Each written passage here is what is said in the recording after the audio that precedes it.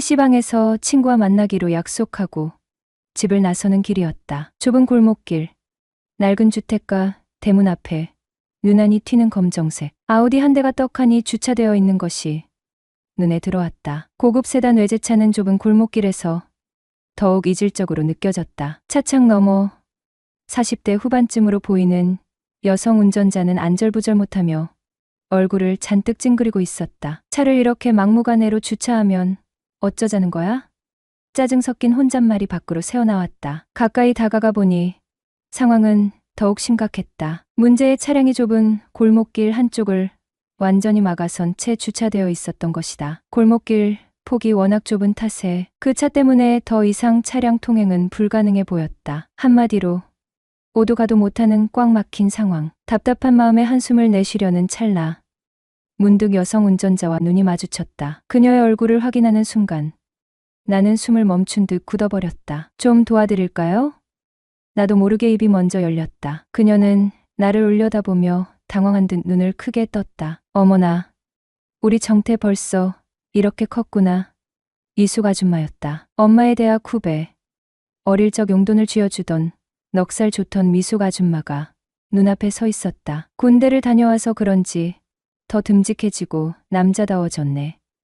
정태는 이 아줌마 알아보겠어? 미숙 아줌마는 반가움에 어쩔 줄 몰라 하며 연신 싱글벙글 웃었다. 세월이 흘렀어도 특유의 밝고 활기찬 분위기는 여전했다. 서울에 사시던 미숙 아주머니 아니세요? 어릴 때 저한테 귀엽다고 용돈 자주 주셨잖아요. 제가 기억을 못할 리가 없죠. 하하, 나 역시 반가운 마음에 어색함도 잊고 활짝 웃으며 대답했다. 어머, 초등학생 때 보고 거의 10년 만에 보는 건데 날 기억하네. 미숙 아줌마는 놀라움과 함께 기쁨을 감추지 못하는 표정이었다. 차 때문에 잔뜩 화가 나 있던 얼굴은 온데간데 없이 금세 환한 미소로 가득 찼다. 정태야, 이리 가까이 와봐. 아줌마가 용돈 좀 줄까? 하며 큼지막한 샤넬 로고가 박힌 검은색 백에서 지갑을 꺼내더니 10만 원짜리 수표 3장을 턱 하고 건네주는 것이었다. 뜻밖의 용돈의 당황스러움과 함께 묘한 기쁨이 밀려왔다. 여기까지는 어쩐 일이세요? 용돈을 받아들고 어색하게 묻자 미숙 아줌마는 엄마한테 볼 일 있어서 너희 집에 왔어 라고 짧게 대답했다. 엄마에게 볼 일이 있어 우리 집에 왔다고? 갑작스러운 방문 이유가 궁금했지만 더 캐묻지는 않았다. 나는 자연스럽게 화제를 돌려 막혀버린 골목길 상황을 해결하기 위해 나섰다. 군 입대 전부터 자가 차량으로 2년 이상 운전을 했던 나는 운전병들의 성지라 불리는 계룡대로 차출될 만큼 운전 실력에는 자신이 있었다. 제가 주차 다시 해드릴게요. 자신 있게 말하고 운전석에 올라탔다. 좁은 골목길, 약 30m 정도 되는 거리를 단숨에 후진으로 주차까지 완벽하게 마무리했다. 미숙 아줌마는 놀라움과 감탄사를 연발하며 박수를 쳤다. 어머, 우리 정태가 운전도 이렇게 잘하네. 너무 듬직하다 얘. 나도 너 같은 애인 하나 있었으면 좋겠는데. 호호호. 솔직히 미숙 아줌마의 과장된 칭찬과 농담에 살짝 당황했다. 애인이라니 농담이겠지. 어색하게 웃으며 능글맞게 받아쳤다. 애인이요? 이렇게 돈 많고 용돈 두둑이 주는 누나라면 저야 뭐 언제든지 콜이죠. 농담 반 진담 반 섞인 능글맞은 대답에 미숙 아줌마는 더욱 호탕하게 웃음을 터뜨렸다. 어머, 얘 봐라. 진짜 능글맞아졌네. 그녀의 웃음소리는 골목길에 활기찬 울림을 퍼뜨렸다. 그렇게 오랜만에 만난 그녀는 제대 축하 기념이라며 언제 한번 연락하면 맛있는 것을 사주겠다고 약속하며 고맙다는 인사를 건넸다. 그리고는 자신의 지갑에서 명함 한 장을 꺼내 내게 건네주었다. 혹시라도 연락할 일 있으면 이 번호로 해. 받아든 명함은 모 생명보험사에서 만들어진 것이었고 미숙 아줌마의 직급은 팀장으로 기재되어 있었다. 그녀의 이름 옆에 반짝이는 팀장이라는 직함이 왠지 모르게 그녀를 더욱 매력적으로 보이게 했다. 어릴 적 기억 속의 푸근한 아줌마 이미지와는 사뭇 다른 성공한 커리어 우먼의 향기가 물씬 풍겨져 나왔다. 며칠 뒤 친구 녀석과의 술 약속은 늘 그렇듯 목적 없는 무료함 달래기였다. 저녁 식사 전 동네 치킨집에 마주 앉아 맥주를 들이키며 영양가 없는 시시껄렁한 농담을 주고받았다. 어영부영 시간이 흘렀지만 헤어지기엔 어딘가 아쉬움이 남았다. 실내 포장마차나 갈까?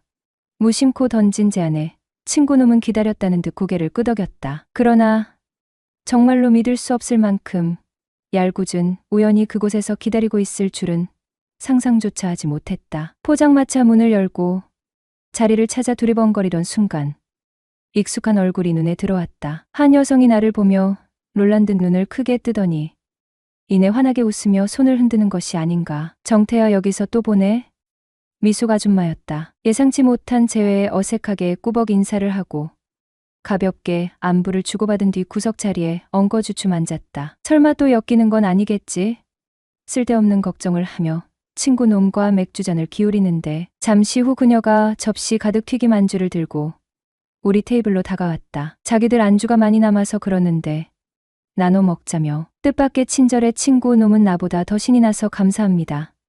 넉살 좋게 인사를 했다. 그것이 시작이었다. 그녀와 친구 놈은 금세 웃음꽃을 피우며 농담을 주고받기 시작했고 입담 좋기로 소문난 친구 녀석은 기다렸다는 듯 능글맞게 합석을 제안했다. 그럼 아예 저희랑 같이 드시는 건 어떠세요? 그녀의 테이블에는 그녀보다 훨씬 어려 보이는 여자 2명이 함께 있었다. 화려하게 차려입은 그들의 모습은 젊은 남자 둘의 합류를 은근히 기대하는 듯했다. 어색한 합석이 시작되고 그녀들은 자신들을 근처 보험회사 동료라고 소개했다. 회식 후 아쉬운 마음에 마음 맞는 사람들끼리 2차를 즐기러 왔다는 것이다. 술 기운에 발갛게 상기된 얼굴, 보험 설계사 특유의 친화력으로 분위기를 주도하는 모습. 3명 모두 30대 후반에서 40대 중반 정도의 평범한 외모였지만 사람을 대하는 직업답게 자신을 가꾸고 꾸미는 데 능숙해 보였다. 어색함도 잠시 술잔이 오가고 이야기가 무르익을 무렵 3명 중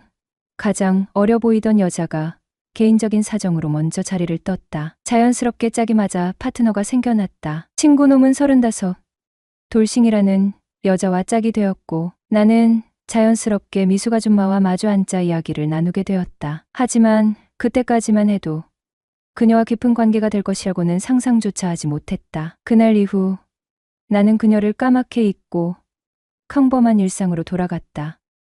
벌써 3년 전의 이야기다. 그렇게 시간은 흘러 나는 28살이 되었다. 우리 가족은 다른 동네로 이사를 했고 나는 대학을 졸업하고 번듯한 회사에 취업도 했다. 모두가 부러워하는 안정적인 삶이었지만 마음 한구석은 늘 공허했다. 2년 넘게 사랑했던 여자친구의 배신으로 깊은 상처를 입은 후 나는 사랑에 대한 두려움에 갇혀버렸기 때문이었다. 누군가를 다시 사랑하고 싶었지만 또다시 상처받을까 두려워 시작조차 못한 채 망설이고 도망치기만 했다. 매일을 슬픔과 무기력감 속에 허송세월하며 그러던 어느 날 우연히 책상 서랍을 정리하다 미숙 아줌마의 명함을 발견했다. 빛바랜 명함 한 장이 잊고 지냈던 기억을 선명하게 되살려냈다. 순간 묘한 호기심과 함께 그리움이 밀려왔다. 그 아줌마는 지금 어떻게 지내고 있을까?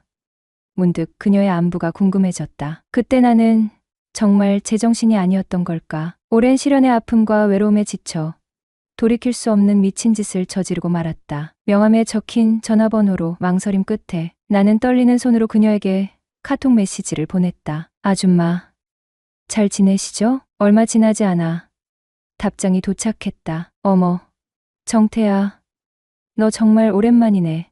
잘 지내?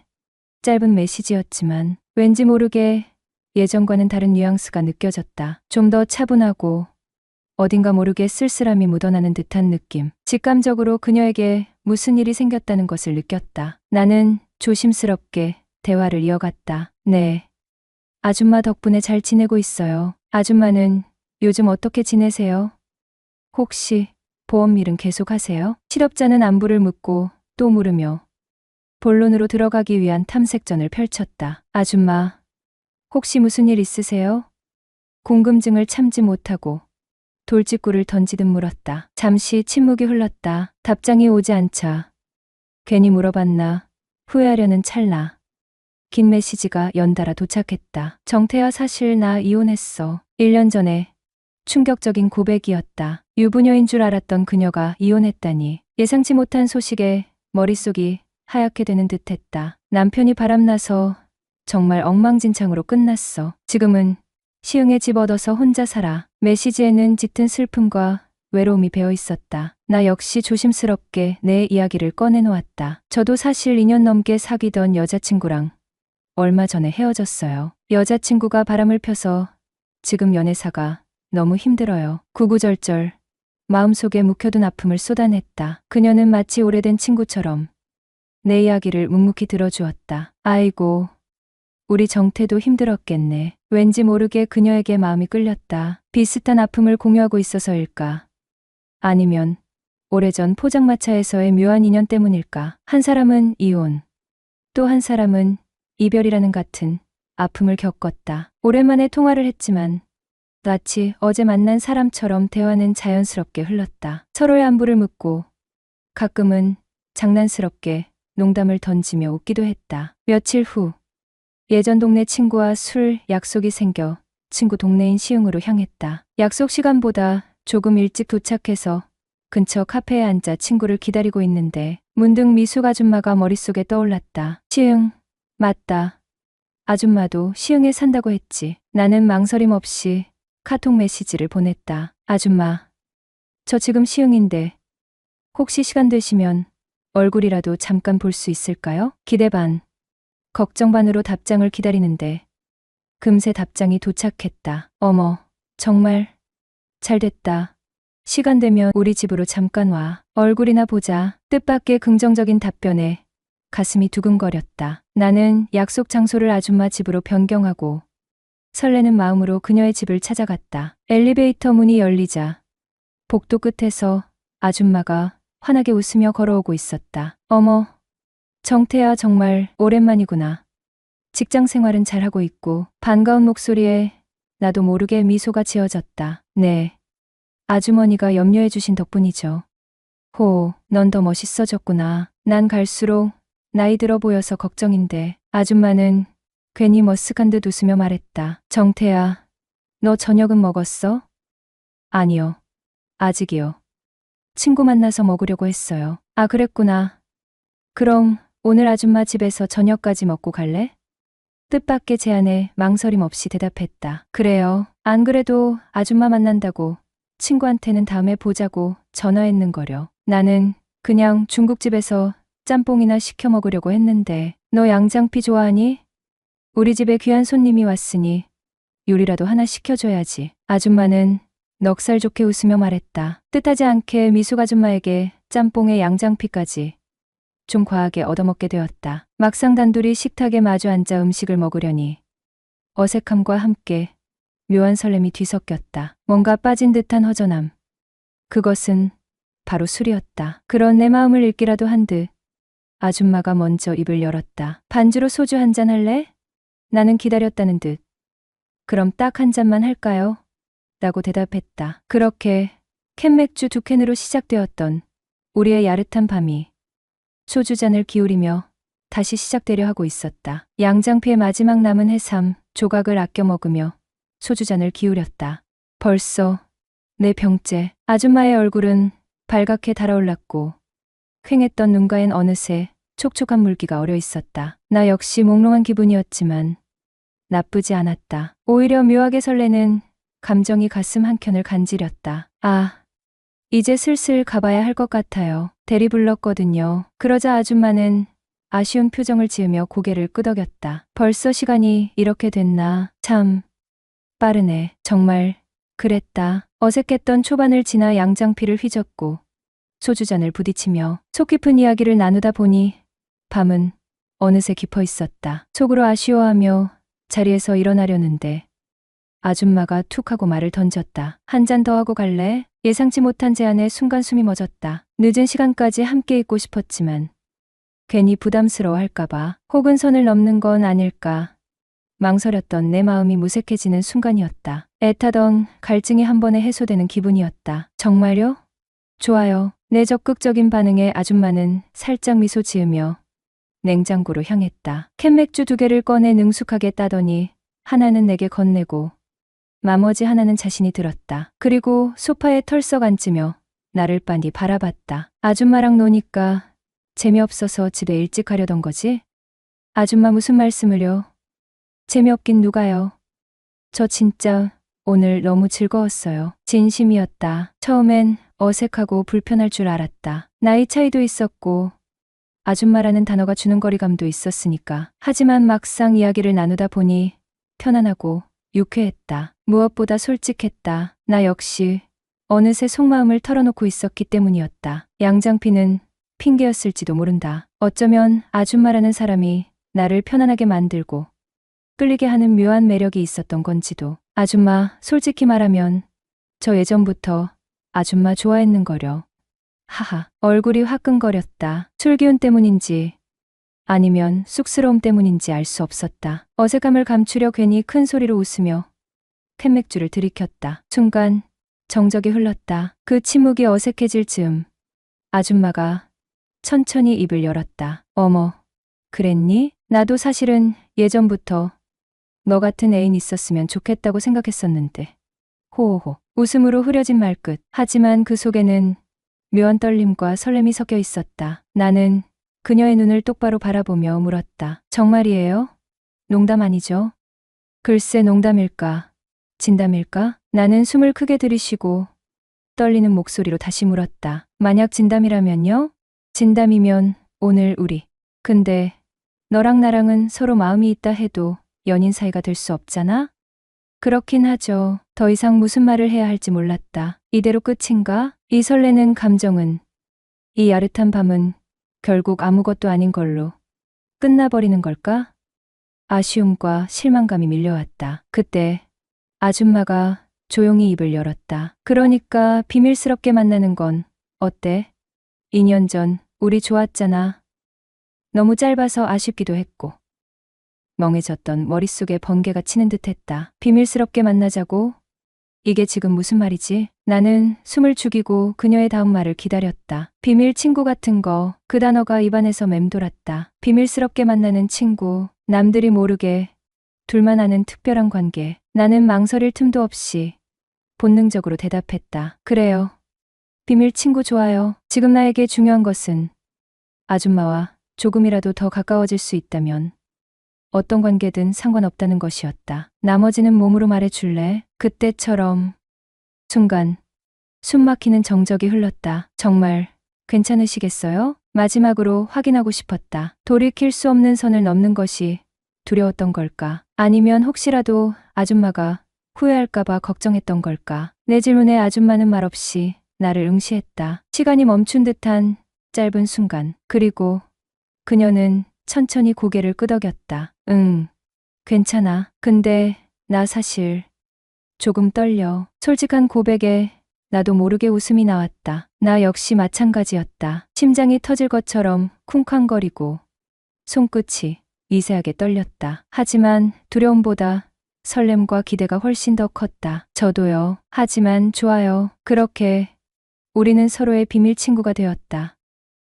그녀는 15많은 연상의 여인이었다. 우연히 닿은 연락은 일상처럼 카톡 메시지를 주고받는 사이로 이어졌다. 톡톡 경쾌한 알림음이 울릴 때마다 설렘이 스며들었지만 화면 너머 그녀의 실제 나이를 알게 된 순간 숨 막힐 듯한 놀라움이 엄습했다. 아, 맞다. 엄마 친구였지. 현실은 냉정하게 선을 그었다. 그녀는 감히 닿을 수 없는, 넘어서는 안 될 존재였다. 결국 상처받을 사람은 나뿐일 거라는 불안감이 짙게 드리웠다. 인연의 끈을 놓아야 한다고 스스로에게 끊임없이 되뇌며 그녀와의 거리를 두려워했었다. 하지만 운명은 잔인하게도 예상치 못한 순간에 감정의 소용돌이를 몰고 왔다. 그녀가 전 남편에게 깊은 상처를 입고 홀로 힘든 시간을 보내고 있다는 사실을 알게 되었을 때 이성은 마비된 듯 발길은 이미 그녀의 집으로 향하고 있었다. 아줌마, 괜찮으세요?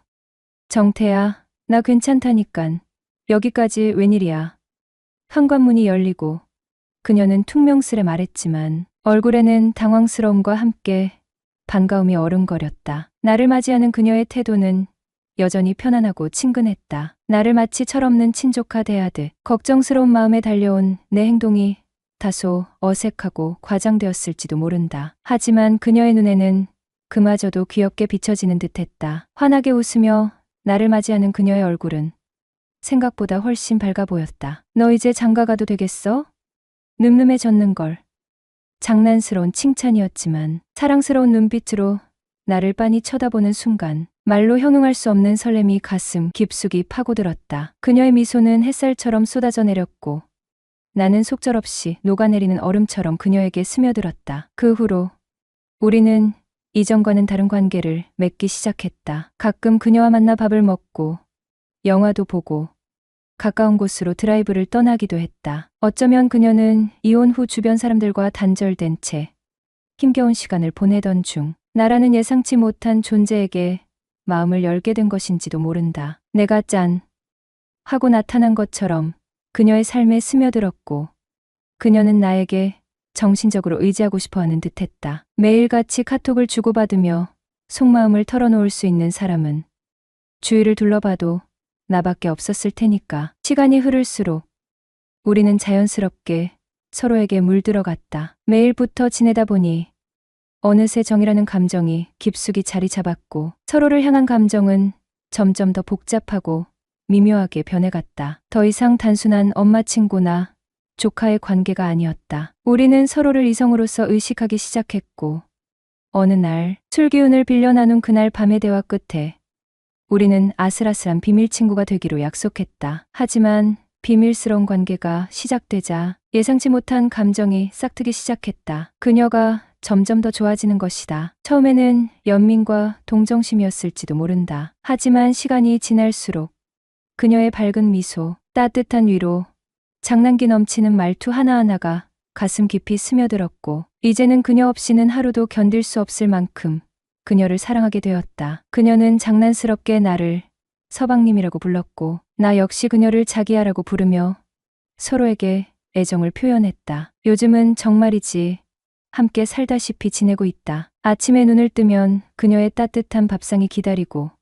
밤에는 서로의 어깨에 기대 앉아 하루의 피로를 잊는다. 마치 풋풋한 신혼부부처럼 매일매일이 설레고 행복한 꿈결 같은 시간들이 흘러가고 있다. 하지만 행복이 커질수록 불안감 또한 그림자처럼 짙게 드리워졌다. 이 행복이 영원할 수 없을 거라는 것을, 우리의 만남이 언젠가는 끝날 운명이라는 것을 너무나 잘 알고 있기 때문이다. 하늘이 이 행복을 시샘하여 잔인하게 우리 사이를 갈라놓을까 두려운 마음이 끊임없이 마음속을 맴돌았다. 그럼에도 불구하고 나는 간절히 바란다. 우리의 만남이 비록 슬픈 결말을 맞이할지라도 부디 그녀와 내가 이 시간을 통해 조금이라도 더 행복해지는 날이 오기를. 지금 이 순간의 행복을 영원히 잊지 못할 추억으로 간직할 수 있기를.